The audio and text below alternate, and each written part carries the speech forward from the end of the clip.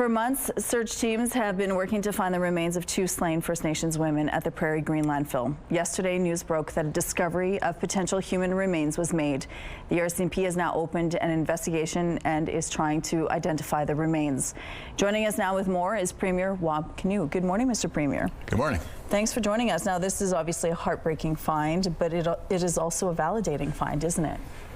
That's part of what I shared with the family members. You know, we have to remember their courage and the fact that they've lost loved ones. So in the midst of their grief, they've also been doing this very public process. They had to go through a trial. One of the things I shared with the family members yesterday was, you know, I hope this is in some way a vindication, because you've been saying the whole time that we should move ahead with the search. Now we found what the experts tell us are human remains. There are 2 forensic anthropologists on site. They both kind of double-checked the work here, and they said these are human remains. And so now the RCMP, the chief medical examiner, are going to be doing the identification process.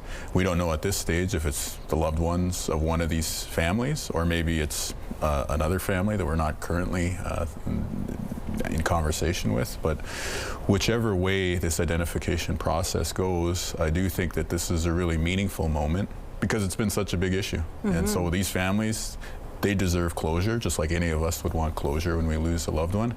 But also, I know it's been tough for a lot of Manitobans. There's been some tense conversations over the past couple of years. So I hope that this can be healing in that way too, that just we're one province, we're all here together, and if we can do right by these families, then maybe that just makes it that much better for us to all move forward united. So now we're waiting for DNA results.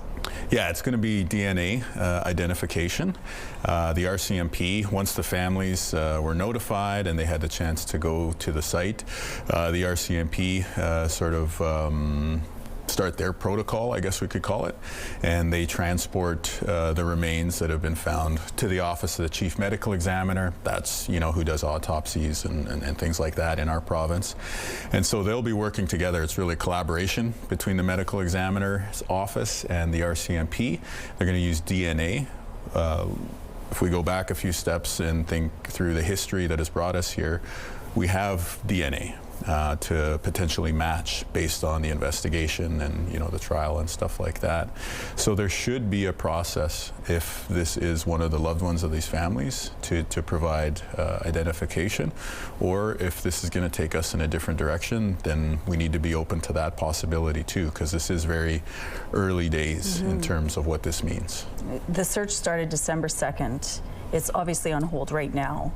There is more work to be done. The search will continue. Okay. So it was put on hold yesterday, as you would understand. Yep. So maybe just to share a bit with your viewers, when that initial discovery is made, there's a protocol that gets put into place just to make sure this area is going to be searched very thoroughly. There's one team that was already searching and sort of made this initial identification. Then a second team comes in to double check the work. They did that process. They actually found more partial human remains. Now, and this is very dark stuff, I have to acknowledge, tough to be sharing this news, but then the forensic anthropologists do their confirmation work, and they both signed off and said, okay, let's bring in the RCMP and notify the families and move ahead with their respectful inclusion in the process. And from there, the search, because that took so much of the day yesterday, search effectively was paused yesterday. But now that material where these partial remains were found is going to be put off into a different area, sort of like kept intact in case we need to do further work in that area. But today, the search is going to continue, because even if the identification takes us in a certain direction here, we still have to keep working potentially for these families, because we do want to bring that closure. Okay, we're going to switch gears a little bit now. Yeah. Let's talk about the tariffs, Trump's impending tariff threat, 25%. March 4th was the date that was given. He said that is going ahead. Yesterday there was some sort of confusion. April 2nd was thrown around. What is the latest that you've heard on this? Well, I think for us, any day without tariffs is a good day. So if we have more time, I know a lot of businesses, a lot of people who work in these sectors, manufacturing in particular, will think that that's important. Yesterday, in addition to the Prairie Green situation, we had a call with the Prime Minister and with the other premiers. And so I want people in Selkirk to know that I'm really standing up for our steel industry here in Manitoba. So yesterday on that call, I'm saying, hey, you can't forget about us in the West. We have a steel industry here in Manitoba. We got the Gerdau mill. We've got other employers. We got a lot of people working here.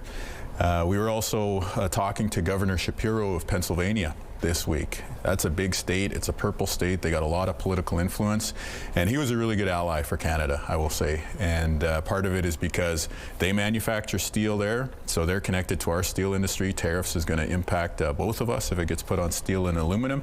But at the same time, the nickel that we mine in northern Manitoba, also being mined by steel workers, that's an input for the steel they make in Pennsylvania. So they could really be hit hard. So one of the things we're doing this week, we're reaching out to those American friends and we're saying, let's work together to oppose these tariffs and stand up for good jobs, because a good steelworking job in Selkirk, Manitoba is going to help a steelworking job in Pennsylvania as well. So we're hard at work, and like I said, any day without a tariff is a good day, so we're just working hard to keep it that way. Mr. Premier, thank you so much for spending time with us. Thanks for having me back. Anytime.